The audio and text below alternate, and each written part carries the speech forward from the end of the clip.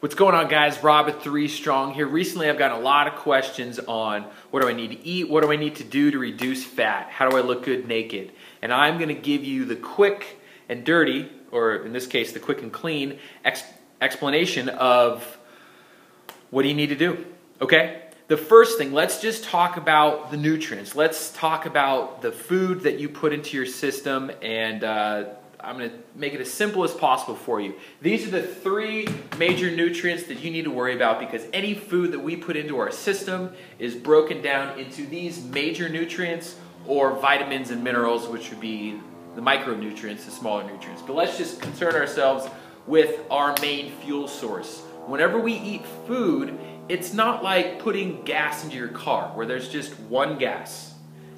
There's input, output, and that's it. Our body, whenever we eat food, it actually breaks it down into different fuel sources. So we have proteins, fats, and carbohydrates, and they are utilized differently in our body. Protein, when you eat meat, when you eat anything like that, it's actually muscle. We are eating muscle, and that muscle is comprised of proteins, essentially amino acids. So our body can utilize this as a fuel source, but this is like the last-ditch effort, and we don't want that. We want the protein to go to our muscles to have a lean, strong, muscular body. Fats and carbohydrates, on the other hand, are our body's primary sources of fuel. Fats used as fuel. I mean, obviously, I'm sure you've heard about doing exercise, your heart rate's elevated, and aerobic exercise and things like that help to burn fats. Well, that's just a fuel source. Carbohydrates also, it's more appropriately termed sugars, but we just know it as carbohydrates.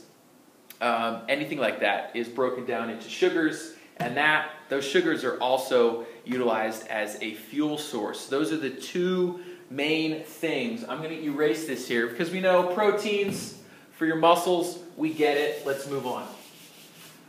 Our bread and butter, literally, bread and butter are our fats and carbohydrates. This is where we get our fuel from. This is what's going to power our activities.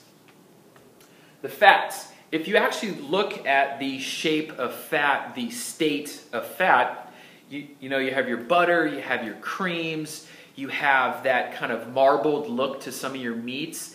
It's a more solid and densely structured thing. So let's just say that it takes a little bit more work. It's a slower process. It takes longer to break down fats.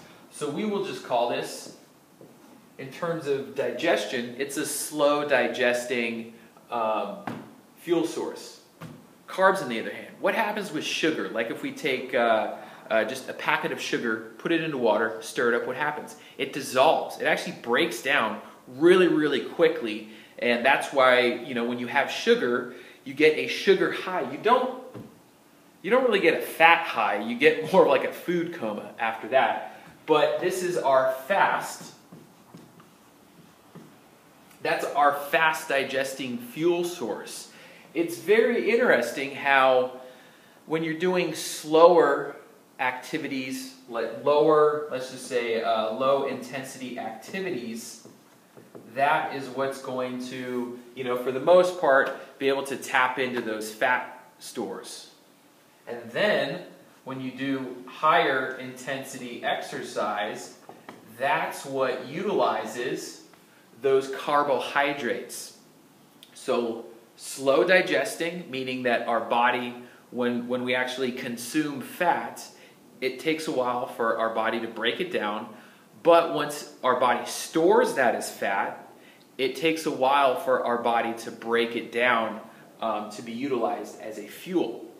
When carbs, on the other hand, we can digest them really, really quickly, and then once our body stores that, it's actually a pretty fast fuel source. So that's why when we're doing higher intensity exercise and we need fuel right now to be able to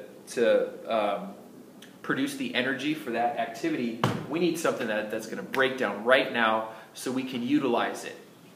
However, this might look like I need to move slow to burn fat, and then any of this higher intensity exercise I don't need to do because why do I need to burn carbs?